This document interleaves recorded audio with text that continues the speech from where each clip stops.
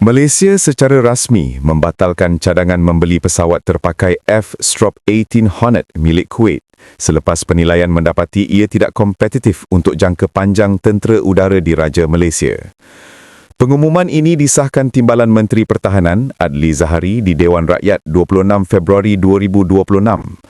Dengan keputusan itu, Hornet Kuwait terkeluar daripada senarai perolehan Kementerian Pertahanan.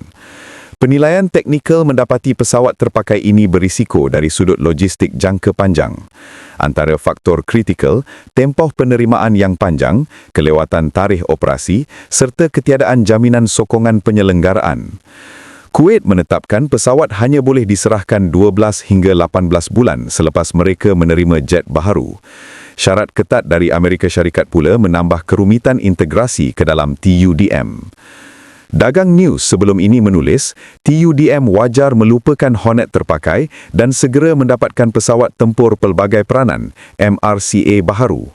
Kini, keputusan MINDEF membuka ruang untuk semakan semula perolehan MRCA.